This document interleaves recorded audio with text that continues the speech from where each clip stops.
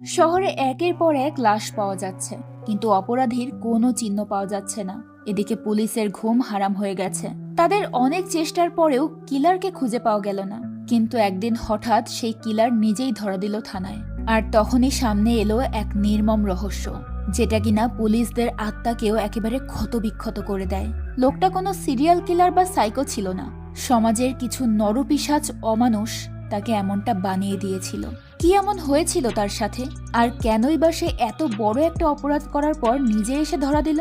এই সমস্ত প্রশ্নের উত্তর জানবো অসাধারণ একটা ক্রাইম থ্রিলার সিরিজ কাটাকুটি এর গল্প থেকে, যার প্রত্যেকটা মুহূর্তে আপনার গা শিউরে উঠবে। ক্রাইম রিলেটেড গল্প এর আগে আমরা অনেক দেখেছি, তবে এরকম গল্প সচরাচর দেখা যায় না। তাই চলুন আর কথা না বাড়িয়ে সরাসরি গল্পে চলে যাই। সিরিজের শুরুতেই শহরের ব্যস্ততম এলাকায় বস্তাবন্দি একটা লাশ খুঁজে পায় পুলিশ। বস্তা খুলতেই পুলিশ হড়হড় করে বমি করে দেয়। লাশটা পচে দুর্গন্ধ ছড়াচ্ছে। থানার পুলিশ লাশটি নিয়ে খুবই সিরিয়াস। ইন্সপেক্টর বক্সি যখন হন্তদন্ত হয়ে থানায় ফেরে, তখন সেখানে আদিত্যকে দেখতে পায়। বক্সি জানতে চায় আদিত্য কেন এখানে এসেছে। আদিত্য বলে সে ধরা দিতে এসেছে। সে ইন্সপেক্টরকে মনে করিয়ে দেয় যে জাস্টিস পেলে তার ধরা দেওয়ার কথা ছিল। সে 16 তারিখে কথা দিয়েছিল বক্সিকে। এখন তার কাজ শেষ, ন্যায় বিচার হয়ে গেছে, তাই সে থানায় এসেছে ধরা দিতে। কিন্তু কে এই আদিত্য? চলুন ফ্ল্যাশব্যাক থেকে তার পরিবার সম্পর্কে একটু জেনে আসা যাক। আদিত্যর বাবা সুনন্দন। তার মা রোজ টিভি দেখে নতুন নতুন রেসিপি তৈরি করে। যেমন আজ সে নুডলসের বড়া বানিয়েছে। খাবার দেখেই সুনন্দন বলে আজ তার একাদশী, সে উপোস করবে। তখন আদিত্যর মা বলে ঠিক আছে, সমস্যা নেই, রাতে চিকেন ভর্তা হবে।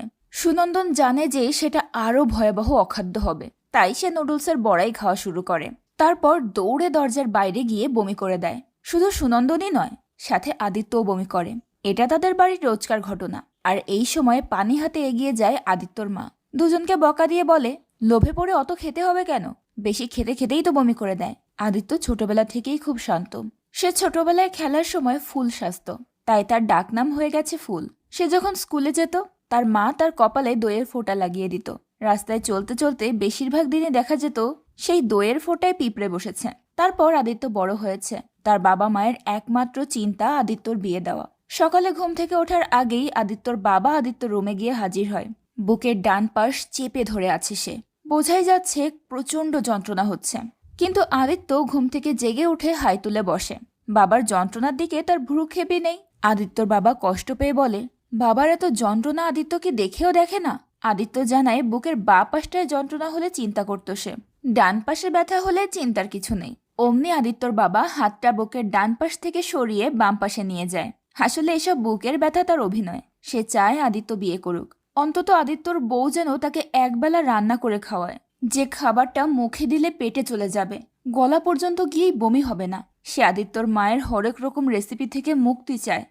কিন্তু আদিত্যর এক জবাব, সে বিয়ে করবে না। এখন বিয়ে করাটা এত সহজ না।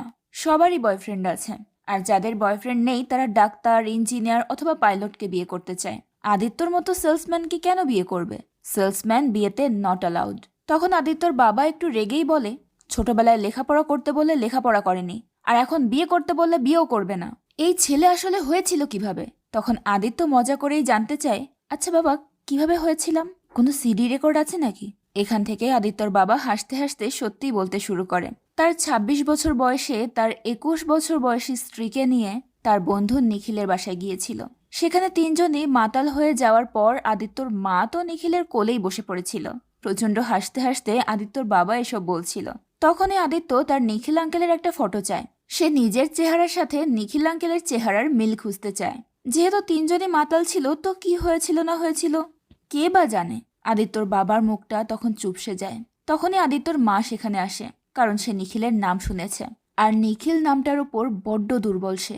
সে ভেবেছিল নিখিল এসেছে। তারপর আদিত্যর মা জানায় আজ আদিত্যর কমল আঙ্কেল আসবে। আদিত্য যেন মেয়েদের ফটো দেখে কোনো একজনকে পছন্দ করে নেয়। আদিত্য এসব কথা এড়িয়ে চলে যাচ্ছিল। তখনই ঘরে ঢোকে কমল। সে মেয়েদের ছবি দেখাতে থাকে। প্রথম মেয়েটার নাম মাধুরী। সোম থেকে শনিবার সে নিরামিষ খায়। শুনেই আদিত্যর বাবা আগ্রহ নিয়ে জিজ্ঞেস করে তবে কি রবিবার সে আমিষ খায়? কমল তাকে হতাশ করে দিয়ে বলে রবিবার সে খায় না, উপোস করে। সুনন্দের মনে ধরে না, কারণ সে তো ছেলেকে বিয়ে করাচ্ছে আমিষ নিরামিষ সব মজা করে খাবে বলে। পরের মেয়েটা পছন্দ হলে মেয়েটা বাবা মা নিয়ে নিজেই চলে আসে ছেলে দেখতে। সুনন্দন বেশ খুশি হয়েছে, কারণ তাদের ছেলেকে তো কিছুতেই মেয়ে দেখতে নিয়ে যাওয়া যায় না। এটাই ভালো হয়েছে যে মেয়ে নিজেই চলে এসেছে। মেয়েটার নাম স্মৃতি, তার মায়ের নাম লেখা আর বাবার নাম নিখিল। নিখিল নামটা শুনেই আদিত্যর মায়ের ভালোবাসা যেন উপচে পড়ে। সে সঙ্গে সঙ্গে বলে দেয় মেয়ে তাদের পছন্দ হয়েছে। তারপর সেখানে আদিত্য আসে। স্মৃতিকে প্রথম থেকেই অস্থির লাগছিল, যেন সে বিয়েতে রাজি নয়, অনেকটা জোর করেই এখানে এসেছে। এবার আদিত্য আর স্মৃতিকে একা কথা বলার সুযোগ দেওয়া হয়। বাইরে গিয়ে স্মৃতি গুনগুনিয়ে গান করে। আদিত্য সেই গানটা গাইতে নিষেধ করে, কারণ গানটা তাকে নস্টালজিক করে দেয়। এভাবে স্বাভাবিক কথাবার্তা শুরু হলে স্মৃতি জানায় যে সে অন্য কাউকে ভালোবাসে, তাই এই বিয়েটা সে করতে পারবে না। আদিত্যর কাছে এটা স্বাভাবিক বলেই মনে হয়। ভদ্রতার সাথে স্মৃতি যাকে ভালোবাসে তাকেই বিয়ে করতে বলে। স্মৃতি জানায় সে সুমেধাকে ভালোবাসে। সে একটা মেয়ে, তবে তারা বিয়ে করবে এবং একটা বাচ্চা দত্তক নেবে। এটা শুনে আদিত্য প্রথমে অবাক হলেও পরে বলে এটাও তো এখন স্বাভাবিক, অনেকেই তো মেয়ে মেয়ে বিয়ে করে, সমস্যা নেই। সে বিষয়টাতে একেবারেই মাইন্ড করেনি।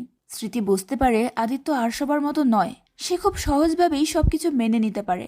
আদিত্য বলে কে কি বলল সেদিকে কান না দিয়ে তারা যেন নিজেদের মতো চলতে থাকে, আর প্রয়োজন হলে অবশ্যই যেন আদিত্যকে ফোন করে। আদিত্যও তাকে ফোন করবে। বিয়ে হবে না তাতে কি, তারা তো বন্ধু হতে পারে। স্মৃতির কাছে আদিত্যকে দারুণ লাগে, তাই তারা বন্ধু হয়ে যায়। কিন্তু এই বন্ধুত্ব আর সব বন্ধুত্বের মতো কথার কথা ছিল না। তার প্রমাণ পাওয়া যায় এর অনেকদিন পর। একদিন রাতে স্মৃতি গাড়ি নিয়ে কোথাও যাচ্ছিল। সেই সময় রাস্তায় একটা ছেলেকে দেখে যার গাড়িটা নষ্ট হয়ে গেছে। স্মৃতি তাকে হেল্প করার জন্য লিফট দিতে চায়। ছেলেটা গাড়িতে উঠে বসে জানতে পারে স্মৃতি বাঙালি। যেহেতু স্মৃতি গাড়িতে একা, তাই ছেলেটার মনে নানা রকম আজে বাজে কথা আসতে শুরু করে। সে বেশ আপত্তিকর ভঙ্গিমায় স্মৃতির প্রশংসা করতে শুরু করে এবং কথায় কথায় সে স্মৃতির পায়ে খারাপভাবে স্পর্শ করতে থাকে। তখনই গাড়ির পেছনের সিট থেকে আদিত্য কথা বলে আর ছেলেটাকে থামিয়ে দেয়। ছেলেটা তখন সরি বলে। সে ভেবেছিল স্মৃতি গাড়িতে একা। ছেলেটা জানায় তার নাম সানি। আদিত্য তার নাম আগে থেকেই জানতো। সানি একটু আগেই স্মৃতিকে হট এবং আরো অনেক রকম কথা বলেছিল। তাই এবার আদিত্য বলে সানির মাও নিশ্চয়ই এরকম হট, তাই না? অমনি রেগে যায় সানি, কিন্তু রেগে তো লাভ নেই। সে কিছু করার আগেই আদিত্য পেছন থেকে সানির গলায় একের পর এক ব্লেড চালাতে থাকে। রক্ত একাকার হয়ে যায় গাড়ির গ্লাস। আজকের এই সানি কালকের সান দেখতে পারবে না। স্মৃতি নিজের মতো গাড়ি চালাতে থাকে। সানির এই নির্মম মৃত্যু স্মৃতিকে বেশ তৃপ্তি দিচ্ছে, সেটা দেখেই বোঝা যাচ্ছে। তার মুখেও রক্তের ছিটে ফোঁটা লেগে আছে। কিন্তু তারা কেন এতটা নিষ্ঠুরভাবে সানিকে মেরে ফেললো, একটু পরেই সব প্রশ্নের উত্তর পাওয়া যাবে। পরদিন পুলিশ সানির ক্ষতবিক্ষত লাশটা খুঁজে পায়। এদিকে আদিত্যর পুরো রাত কাটে সিগারেটের ধোঁয়ায় আর টেবিলে হাত রেখে আঙুলের ফাঁকে ফাঁকে ছুরি চালিয়ে, জ্বলন্ত আত্মাটাকে একটু শান্ত করার আশায়। আসলে যেদিন স্মৃতি আদিত্যকে দেখতে এসেছিল সেই দিন অনেক কিছুই ঘটে গেছে। আদিত্য বিয়েটা না করে দেয়। এটা নিয়ে আদিত্যর বাবা মা আর কমল বেশ চিন্তায় পড়ে যায়। এই আদিত্য বিয়ে করতে রাজি হয় না কেন? কমল তো বলেই বসে আদিত্যর কোনো ফিজিক্যাল প্রবলেম নেই তো। এদিকে আদিত্যর মা বলে স্মৃতি যেমনই হোক, স্মৃতির বাবা নিখিল দারুণ ছিল। তখন সুনন্দন শুধু বলে যা হয়েছে সেটাই ভালো হয়েছে, হয়তো আদিত্যর জন্য আরো ভালো কিছু অপেক্ষা করছে। কিন্তু কমলের রাগ কমে না। আদিত্য কি করছে জীবনে? এটা কোনো জীবন হলো? জীবন নিয়ে বলতেই তার আরো একটা মেয়ের কথা মনে পড়ে যায়। জীবনবাবুর ভাগ্নি কৌশানী। মেয়েটাকে আদিত্যর সঙ্গে বেশ মানাবে। জীবনবাবুর ভাগ্নি কৌশানীও আদিত্যকে দেখতে আসে। কৌশানীর বাবার নাম অখিল। মা মারা গেছে, তবে তার কাকার নাম ছিল নিখিল। নিখিল নামটা শুনেই আবারও উৎফুল্ল হয়ে ওঠে আদিত্যর মা। কিন্তু অখিল জানায় তার ভাই তাদের ছেড়ে চলে গেছে। সুনন্দন এটা শুনে খুব খুশি হয়, কারণ সে জানে নিখিল নামের ওপর তার স্ত্রীর একটু দুর্বলতা আছে। তো নিখিল যদি মারা গিয়ে থাকে সেটাই ভালো। কিন্তু না, আসলে নিখিল মারা যায়নি। সম্পত্তির ভাগাভাগি নিয়ে মনমালিন্য হওয়াতে তাদের ছেড়ে চলে গেছে। সে আবার কখনো না কখনো ফিরে আসবে। এটা শুনে আদিত্যর মা তো মহা খুশি। নিখিল যেহেতু আসবে তার মানে তার মেয়ে পছন্দ হয়েছে। আদিত্য আর সুনন্দন তখন ইতস্তত বোধ করছিল। সুনন্দন কোনো মতে স্ত্রীকে সামলায়। এ সময় কৌশানী নিজে থেকেই আদিত্যর সঙ্গে একা কথা বলতে চায়। সে আদিত্যর রুমে গিয়ে আদিত্যকে দরজা লাগিয়ে দিতে বলে। বাইরে বাবা মা আছে, তাই আদিত্য ইতস্তত বোধ করলেও দরজা লাগিয়ে দেয়। রুমের জানালাটা দেখে কৌশানী ভীষণ খুশি হয়। এখানে বসে বেশ মজা করে সিগারেট খাওয়া যাবে, এটা বলেই সে আদিত্যর কাছে সিগারেট চায়। আদিত্য বাধ্য ছেলের মতো তাকে সিগারেট দেয়। নিজের হাতেও একটা ধরিয়ে নেয়। সিগারেট টানতে টানতে মেয়েটা জানতে চায় আদিত্য ভার্জিন কিনা আর সে জীবনে প্রেম করেছে কিনা। তবে আদিত্যর এই ধরনের কোনো দোষ ছিল না। সে নিজেকে ঋষিদের লেভেলের মনে করে। এবার মেয়েটা নিজে গাঁজা খায় বলে তাকে জানায়। তখন আদিত্য বলে সেও একবার পুজোর সময় গাঁজা টেনেছিল, তারপর নেশায় বিভোর হয়ে অসুরকে বাবা ডেকেছিল। তাছাড়া তার এসব বাজে নেশা নেই। তবে মেয়েটা যে নেশা করে তাতেও তার কোনো সমস্যা নেই। কৌশানী তখন খুশি হয়ে বলে সে আদিত্যর পরীক্ষা নিচ্ছিল, দেখতে চেয়েছিল আদিত্য অন্যান্য ছাপোষা ন্যারো মাইন্ডেড লোকেদের মতো কিনা। আসলে সে নিজেও এসব গাঁজা টাজা খায় না। এরপর কৌশানী জানায় যে আদিত্যকে তার খুব পছন্দ হয়েছে। কথায় কথায় মেয়েটা কিসের কথা বলে। মনে একটু দ্বিধা থাকলেও আদিত্য কিস করতে এগিয়ে যায়, তবে মেয়েটা তাকে আটকে দেয়। কৌশানী আসলে তাকে কিস করতে বলেনি, বরং আদিত্য কাউকে কখনো কিস করেছে কিনা সেটা জানতে চেয়েছে। সত্যি বলতে আদিত্য ও ধরনের ছেলেই না, সে কখনো মাঠেই নামেনি। কৌশানী আবারও জানায় সে আদিত্যকে খুব পছন্দ করেছে। আদিত্য বলে বাবা মায়ের পরে এই প্রথম কেউ তাকে পছন্দ করলো, তার খুব লজ্জা লাগছে। কৌশানী এটাও জানায় যে বাবা মা ভালোবেসে তাকে ফুল বলে ডাকে। তারা একে অপরের নাম্বার নেয় রাতে চ্যাট এবং ভিডিও কলে কথা বলবে বলে। কৌশানী আদিত্যর নাম্বারটা পার্টনার নামে সেভ করে। দুজন দুজনকে পছন্দ হয়, তাদের বিয়েটা ঠিক হয়ে যায়। আংটি পরিয়ে মিষ্টি মুখ করানো হয়। এসব কথা ভীষণ মনে পড়ে আদিত্যর। এখন সে পুরো রাত সিগারেট আর মদে পার করে দেয়। কি থেকে কি হয়ে গেল। তার মদ খাওয়ার পার্টনার কনস্টেবল হরিহর। যদিও আদিত্য হরিহরের কাছে সাহায্য নিতে এসেছে আজ। হরিহর মদ খেলেই জ্ঞান দিতে শুরু করে। তার আবার একটু কড়া না হলে নেশাই হয় না। কড়া করার জন্য সে ওয়াইনে পানি পর্যন্ত মেলায় না। চারিদিকে যে পরিস্থিতি পুলিশদেরকে দেখতে হয় তাতে মদের নেশা হওয়াটাও কঠিন। মদ খেলেই হরিহরের আবার তার বাবার কথা মনে পড়ে। বাবা বেঁচে থাকতে মদ খেয়ে প্রচুর পিটুনি দিত। তার বাবাকে সে ভয় পেত, কিন্তু পুলিশকে নয়। পুলিশকে তো কেউ ভয় পায়ই না। যদি কেউ পুলিশকে ভয় পায় তাহলে তার উপরে অন্য কেউ পুলিশকে ভয় দেখায়। এই তো সেদিন হরিহরকে ডেকে ইন্সপেক্টর কি কঠিন অপমানটাই না করলো। প্রথমে থানার নাম পরিবর্তন করে জীবন জীবিকা সমিতির নাম রাখতে বলল। বোঝাতে চাইলো তারা দায়িত্ব পালন না করে শুধু শুধু বেতনের টাকা নিচ্ছে। তারপর জানতে চায় সানিকে যে গাড়িতে হত্যা করা হয়েছে সেই গাড়িটা সম্পর্কে কোনো খোঁজ খবর পাওয়া গেল কিনা। হরিহরের কাছে সেটাও ছিল না, কারণ গাড়িটা সিজি মোটর থেকে ভাড়া নিয়েছিল কেউ, যার সমস্ত তথ্য ভুল ছিল। আসলে পুলিশের চাকরিটাই ভীষণ নোংরা। একের পর এক লাশ পাওয়া যাচ্ছে, আর সবাই ঘুষ খেয়ে পেট ফুলিয়ে ফেলছে। থানায় বসে বসে চা খেয়ে দিন পার করা শুধু। এসব বলার পর ইন্সপেক্টর বক্সি হরহরকে যত দ্রুত সম্ভব আশেপাশের সকল সিগন্যাল থেকে সিসিটিভি ফুটেজ কালেক্ট করতে বলে। তারপর পুনরায় বুড়ো ভাম বলে আবারও অপমান।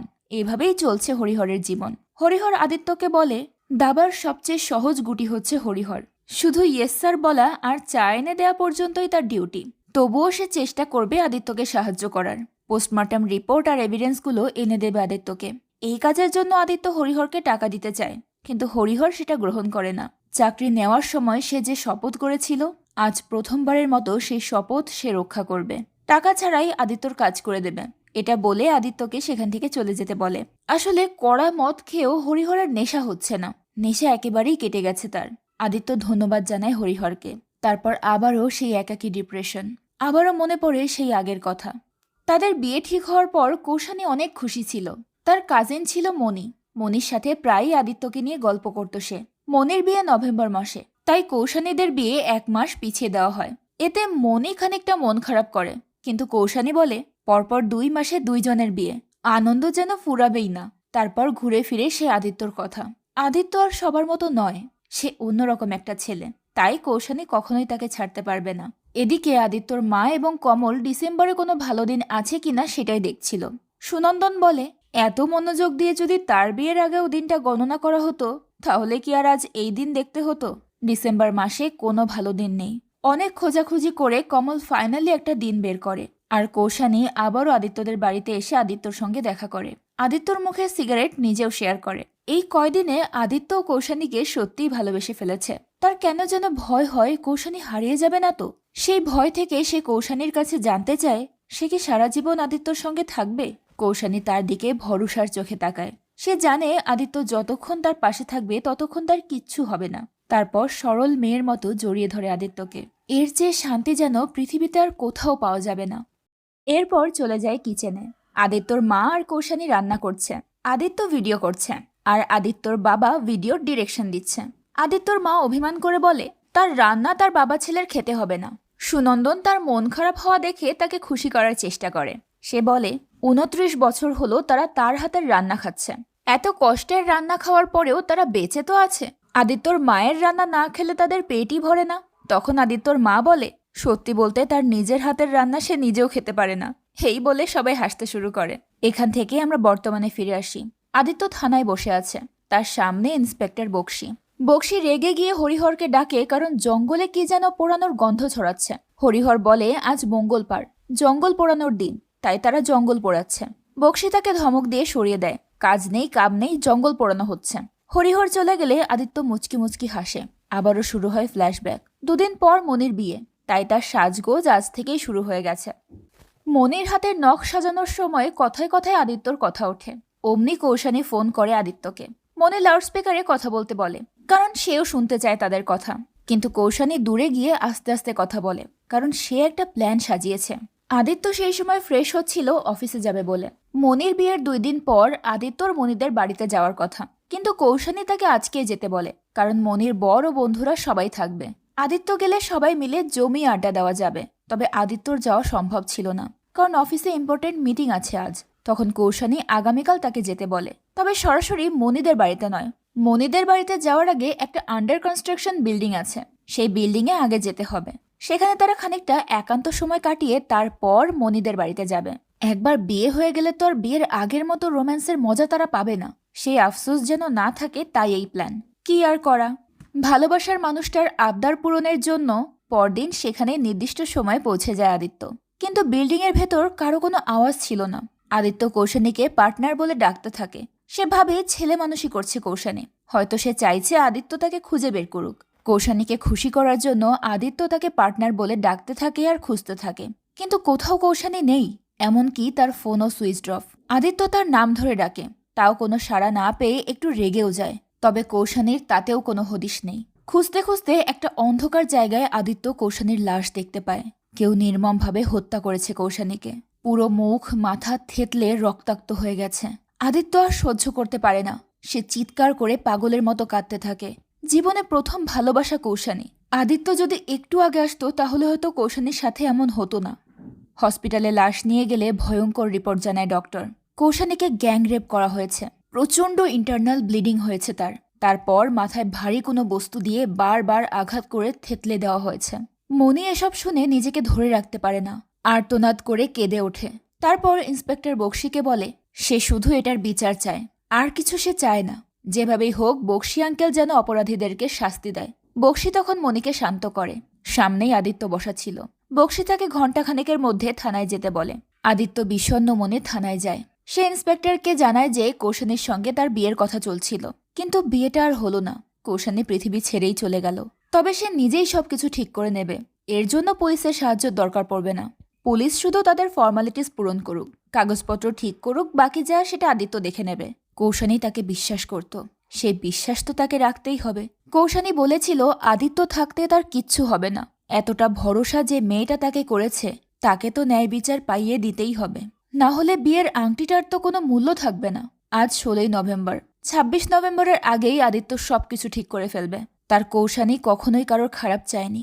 সে খুব ভালো মেয়ে ছিল। ভালো মানুষদের সাথেই কি এরকম হয়? ইন্সপেক্টর বলে আদিত্য যেন আইন নিজের হাতে তুলে না নেয়। পুলিশ তাকে ন্যায় বিচার পাইয়ে দিতে সাহায্য করবে, তাই আদিত্য যেন কোনো রকম ক্রাইম না করে। তখন আদিত্য জবাব দেয় সে যদি কোনো অপরাধ করেও ফেলে তাহলে সঠিক সময়ে এসে থানায় স্যারেন্ডার করবে, বলেই চলে যায় আদিত্য। সেই রাতে সে ভালোভাবে ঘুমাতে পারে না, কারণ তার ঘুমের মধ্যে কৌশানী তার সামনে আসে ক্ষতবিক্ষত চেহারা নিয়ে। তারপর অভিযোগ করে কেন আদিত্য দেরি করে এসেছিল। সে সঠিক সময়ে এলে তো আর এসব হতো না। সে কেন আসতে পারেনি? আদিত্য তখন জানতে চায় কৌশানী তাকে ফোন করে জানায়নি কেন। কৌশানী বলে সে খুব চেষ্টা করেছিল, কিন্তু পারেনি। তার চোখ ঝাপসা হয়ে গিয়েছিল। মাথায় প্রচণ্ড আঘাতে সে চোখ মেলতে পারছিল না। আদিত্য যেন ওদের সবাইকে শাস্তি দেয়, কেউ যেন ছাড়া না পায়। এটাই আদিত্যর কাছে কৌশানীর শেষ চাওয়া। এই পর্যন্ত কথা হতেই ঘুম ভেঙে যায় আদিত্যর। বাস্তবে আদিত্যর চারপাশে সেই অন্ধকার আর কৌশানীর স্মৃতি। পরদিন কৌশানীকে দাহ করার শেষ ছাইটুকু গঙ্গায় বিসর্জন দেয় কৌশানীর বাবা। তারপর আদিত্যকে ধরে অঝরে কাঁদতে থাকে। মা মরা মেয়ে তার। এত আদরের মেয়ের সঙ্গে এমনটা কেন হলো? তার কান্না কোনো সান্ত্বনাতেই থামবে না। রাতে আদিত্য কৌশানীর স্মৃতি মনে করে কাঁদতে থাকে। মেয়েটা সরল মনে তাকে জড়িয়ে ধরত। নিষ্পাপ ভালোবাসা ছিল তার। এসব মনে করার পর আদিত্য খুঁজতে খুঁজতে তার পুরনো জ্যামিতি বক্সটা বের করে। কাটা কম্পাস, ডিভাইডার এবং অন্যান্য জিনিসপত্রগুলো দেখতে থাকে সে। শেষমেশ ডিভাইডারটা পছন্দ হয় তার। নিজের হাত টেবিলে রেখে সে আঙুলের ফাঁকে ধারালো ডিভাইডারটা দিয়ে টেবিলে ঘষতে থাকে। অশান্ত মনটাকে শান্ত করার চেষ্টা করে সে। সেদিন আদিত্য মনিদের বাসায় যায়। মনিকে বাকিরা সবাই সুলগ্না বলে ডাকত। কৌশানীর মৃত্যুতে সুলগ্না খুব ভেঙে পড়েছিল। তার হবুবর রাজীব আদিত্যকে সেদিন সেখানেই থাকতে বলে, কারণ বাসায় ফিরলেই আদিত্য টেনশন শুরু করবে। তার চেয়ে সে রাজীবদের সাথেই থাকুক, তারা প্রয়োজনে তাদের বিয়ে পিছিয়ে দেবে। কিন্তু আদিত্য বলে বিয়ে পিছিয়ে দিলে কৌশানী রাগ করবে, তার চেয়ে বিয়েটা হয়েই যাক। তবে আদিত্য সেখানে থাকতে পারবে না, কারণ তার জরুরি একটা কাজ আছে, সেটা শেষ করতে হবে। এরপরেই আমরা দেখতে পাই মাস্ক পরা একজন গাড়ি থেকে একটা বস্তাবন্দি লাশ নামায়, তারপর ব্রিজ থেকে সেটা নর্দমায় ফেলে দেয়। এরপর সেখানকার সিসিটিভি ফুটেজে মধ্য আঙুল দেখিয়ে সেখান থেকে চলে যায় লোকটা। মূলত এই লাশটাই মুভির শুরুতে পুলিশ পেয়েছিল, যেটা পচে দুর্গন্ধ ছড়াচ্ছিল। কিন্তু এই লাশটা কার, কেন এবং কিভাবে মারল তাকে? চলুন আপনাদের প্রশ্নের উত্তরগুলো দিয়েই দিই। ভিকি, যে ছিল বড়লোকের আধুনিক স্মার্ট ছেলে, সে গাড়ি নিয়ে যাওয়ার সময় একটা মেয়ের সঙ্গে ফোনে রোম্যান্টিক কথাবার্তা বলে। মেয়েটার নাম সুমেধা। আপনাদের মনে আছে তো, আদিত্যকে প্রথম যে মেয়েটা দেখতে এসেছিল, সেই স্মৃতি নামক মেয়েটা সুমেধা নামের কাউকে ভালোবাসত। এই সেই সুমেধা। সুমেধা অনেকক্ষণ ধরে কল করলেও ভিকি কথা বলতে পারেনি, কারণ তার পাশে তার স্ত্রী ছিল। তো সুমেধা তাতে রাগ করেনি। আজ প্রথমবার তারা দেখা করবে, তাই সুমেধা ভিকিকে তার নিজের বাড়িতেই ইনভাইট করে, কারণ নিজের বাড়িটা হোটেলের থেকে অনেক বেশি সেফ। 15 মিনিটের মধ্যেই ভিকি সুমেধার বাড়িতে পৌঁছে যায়। সুমেধাকে দেখার পর থেকেই সে বিভিন্ন খারাপ কথা বলা শুরু করে। ভিকির স্বভাবটাই এরকম, তবে সুমেধাও কোনো অংশে কম যায় না। সেও গ্রিন সিগন্যাল দিয়ে ভিকিকে ভেতরে নিয়ে যায়। ভিকি সুমেধার রুম খুব পছন্দ করে, কিন্তু তার আর তর সইছিল না। তাই সে সুমেধাকে কাছে টেনে নিয়ে তার পোশাকটা চেঞ্জ করে আসতে বলে। এর মধ্যেই সে সুমেধার শারীরিক গঠন নিয়ে নানা রকম কথা বলতে থাকে। সে বোঝাতে চায় মেয়েদের ব্যাপারে সে ভীষণ দক্ষ। এরপর সুমেধা ভিকিকে সেখানে বসতে বলে সেখান থেকে চলে যায়। ভিকি এদিক ওদিক দেখে সময় কাটানোর জন্য একটা পত্রিকা হাতে নেয়, কিন্তু পত্রিকা নামাতেই সেখানে আদিত্যকে বসে থাকতে দেখে। ভিকি আদিত্যকে দেখেই জোরে হেসে ওঠে, কারণ সে আগে থেকেই ধারণা করেছিল যে একা একটা বাড়িতে সোশ্যাল মিডিয়ায় পরিচিত হওয়া একটা মেয়ে কেন তাকে ডাকবে। নিশ্চয়ই তার সঙ্গে কোনো প্র্যাঙ্ক হচ্ছে আর আশেপাশে ক্যামেরা লুকানো আছে।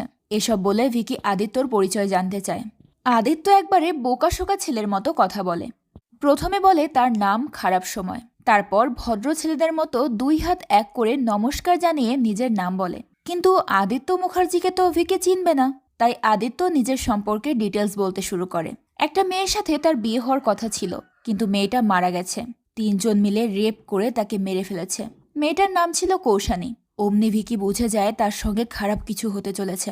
সে আদিত্যর সামনে হাত জোর করতে থাকে তাকে ছেড়ে দেওয়ার জন্য। সে না জেনে শুনে ভুল করেছে। মাঝখানে একটু হাতাহাতিও শুরু হয়ে যায়, কিন্তু আদিত্য ভিকিকে চেয়ারে বেঁধে ফেলে। তারপর লাউডে মিউজিক বাজিয়ে নাচতে শুরু করে সে। সেই সময় সেখানে সুমেধা আসে। সে ভিকিকে আদর করে ডাকে আর তারপর ঘাড়ে কামড় বসিয়ে দেয়। এবার ভিকির কাছে আসে আদিত্য। নিজের ছোটবেলার জ্যামিতি বক্স বের করে সে জানায় সে অশিক্ষিত। অশিক্ষিত হয়েই ভালো হয়েছে। ছোটবেলায় সে খারাপ ছাত্র ছিল, তাই কেউ তার প্রশ্নের উত্তর দিত না। এই জ্যামিতি বক্স ছোটবেলায় তার বাবা কিনে দিয়েছিল। এর ভেতরে থাকা প্রত্যেকটা জিনিসের ব্যবহার জানলেও এই ডিভাইডারের ব্যবহার সে কখনোই করেনি। এটার ব্যবহার তো সে জানতই না। এসব বলে আদিত্য ডিভাইডারটাকে 2 দিকে টেনে বড় করে। তারপর ভিকিকে প্রশ্ন করে, এখন এই ডিভাইডারটা যদি ভিকির বাম কানে ঢুকিয়ে দেওয়া হয়, তাহলে কি সেটা ডান কান দিয়ে বেরিয়ে যাবে? ভিকি শুধু চিৎকার করে না বলতে থাকে। যত টাকা লাগে সে দেবে, তবুও তাকে ছেড়ে দেওয়া হোক। কিন্তু আদিত্য তাকে ছাড়বে না। সে নিজেই ভিকির হয়ে একা একাই বাজি খেলে। তারপর বলে বাম কানে ঢোকালে ডিভাইডারটা ডান কান দিয়ে বেরোবে। আবার ভিকির হয়ে নিজেই উত্তর দেয় বেরোবে না। এসব ভয়ঙ্কর কথা বলতে বলতে আদিত্য তার ডিভাইডারের এক প্রান্ত ভিকির বাম কান দিয়ে ঢুকিয়ে দেয়। ভিকি চিৎকার করতে থাকে আর আদিত্য তাকে ডিভাইডারটা দিয়ে একের পর এক আঘাত করতেই থাকে। এখন আপনাদের মনে আরেকটা প্রশ্ন জাগতে পারে, আদিত্য সুমেধাকে কি করে চিনল? আসলে মনির বিয়ে ঠিক হওয়ার পর আদিত্য, কৌশানী এবং মনি একসঙ্গে শপিংয়ে যায়। কৌশানী প্রচুর শপিং করে, এমনকি নিজের বিয়েতে আরো বেশি শপিং করবে বলে জানায়। আদিত্য বলে তার বেতনের সব টাকা যদি শপিংয়েই ফুরিয়ে যায় তাহলে তারা খাবে কি? খাবার কেনারই তো কোনো টাকা থাকবে না। আদিত্য কৌশানীর শপিং ব্যাগ চেক করতে থাকে। বেশ কিছু শাড়ির সাথে সে বাচ্চাদের হাফ প্যান্টও পায়। আদিত্য মজা করে বলে, কৌশানী কি বিয়ের দিন হাফ প্যান্ট পরবে? তখন আমরা জানতে পারি যে কৌশানী একটা এতিম ছেলের সকল দায়িত্ব পালন করে। ছেলেটার নাম বিশু। সে কথা বলতে পারে না। আগে কৌশানী তার বাবার থেকে টাকা নিয়ে ছেলেটাকে দিত, কিন্তু এখন নিজের পায়ে দাঁড়ানোর পর সে নিজেই ছেলেটার সমস্ত খরচ বহন করে। বিশু ওদের বিয়েতে এলেই আদিত্য তাকে দেখতে পারবে। এটা শুনে খুশি হয় আদিত্য। এমনিতেও তারা জানে কৌশানী মনের দিক থেকে খুব ভালো একটা মেয়ে, তবে আজ আদিত্যর আরো বেশি প্রাউড ফিল হচ্ছে। এ সময় কৌশানী ইমোশনাল হয়ে চোখের জল ফেলছিল। আদিত্য তার চোখের পানি মুছিয়ে দেয়। আর তখনই মনির আরো দুজন বান্ধবী সেখানে আসে। মনি তাদেরকে আদিত্যর সঙ্গে পরিচয় করিয়ে দেয়। একজনের নাম স্মৃতি, অন্যজন সুমেধা। স্মৃতিকে তো আদিত্য আগে থেকেই চিনত, তাই তারা একে অপরকে দেখে মিটমিট করে হাসতে থাকে। সবাই বুঝতে পারে ওরা একে অপরকে আগে থেকেই চেনে। তখন স্মৃতি তাদের পরিচয় হওয়ার ঘটনা তাদেরকে খুলে বলে। এবার প্রত্যেকেই হেসে ওঠে। সেখান থেকে আদিত্য এবং স্মৃতির বন্ধুত্ব আরও শক্তিশালী হয়ে ওঠে। এজন্যই কৌশানের মৃত্যুর পর আদিত্য স্মৃতির সাথে প্ল্যান করে সানির ডিটেলস বের করে। সানি কোথায় কখন কি করে সেটা জেনে নিয়ে সেদিন তারা সানিকে হত্যা করেছিল। ফ্ল্যাশব্যাক শেষ হয়। আদিত্য এখনো থানায়। সে ইন্সপেক্টরকে সবকিছু বলছে আর জঙ্গলে হরিহর আগুন দিয়ে আবর্জনা পোড়াচ্ছে।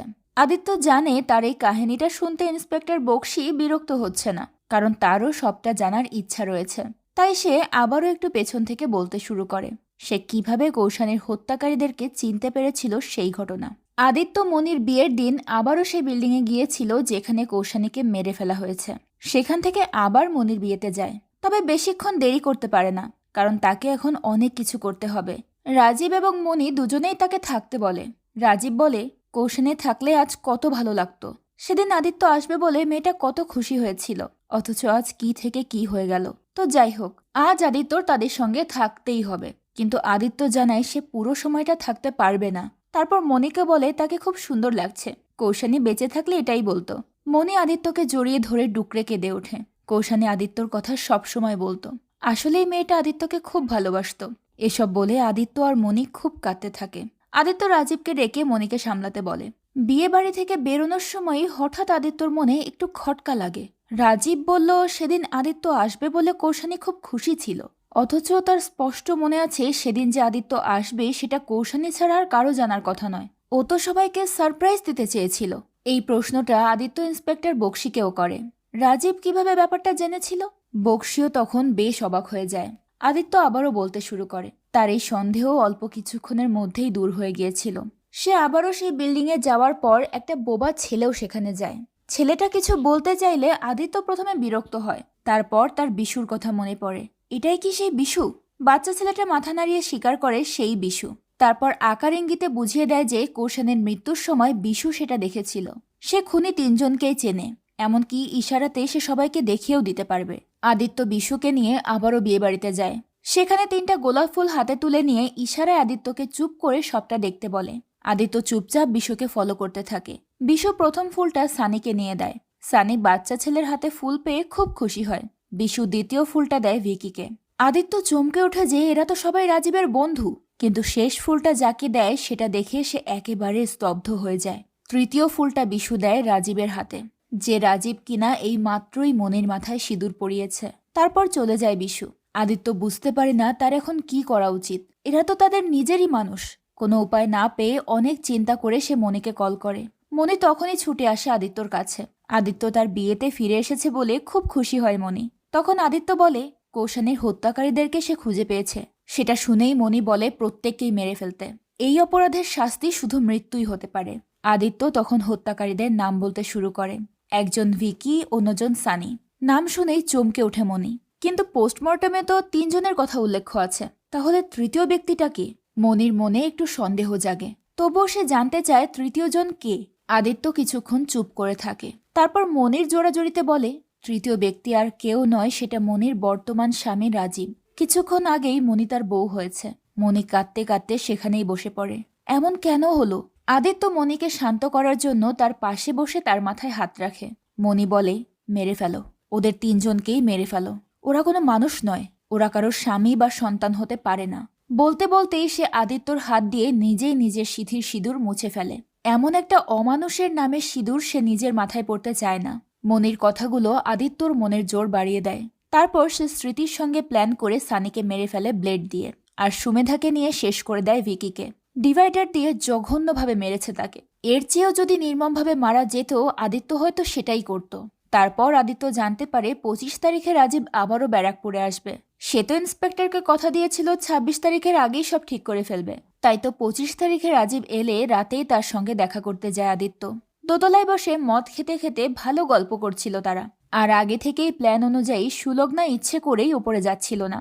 তো 3 প্যাক মদ খাওয়ার পর রাজীব আদিত্যকে যা হয়েছে সবকিছু ভুলে যেতে বলে। এসব বিয়ের চক্কর একদম ভালো না, যেমন এখন রাজীব করে ফেলেছে। কিন্তু কিছুদিন পর তো তাকে কাজের জন্য দূরে যেতে হবে। অনেক সময় 6-7 মাস দূরে থাকতে হয়। তখন মেয়ে মানুষ ছাড়া রাত পার হবে কি করে? তখন যাকে পাবে তার সঙ্গেই তো মজা নিতে হবে। আদিত্য জানতে চায় যে কোনো মেয়ে কি ইচ্ছে করে আসবে? রাজীব জানায় সবাই ইচ্ছে করে আসে না, তবে প্রথমে একটু সতী সাবিত্রী সাজলেও পরে জোর করলে ধীরে ধীরে সব ঠিক হয়ে যায়। আবার কিছু কিছু মেয়ে আছে যারা ভাবে সাবে মডার্ন হলেও বাড়িতে তালা দিয়ে রাখে, মালিক ছাড়া কেউ ঢুকতে পারে না। ঢুকতে গেলেই তালা ভাঙতে হয়। তখন আদিত্য জানায় কৌশানীর মতো মেয়ে।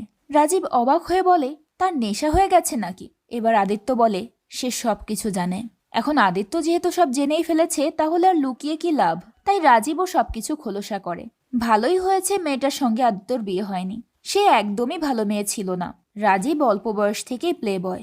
সে মেয়েদের চোখের ইশারা বুঝতে পারে। তারা 3জন ছেলে মজা করছে, সেখানে কৌশানী মেয়ে হয়ে সিগারেট টানছে।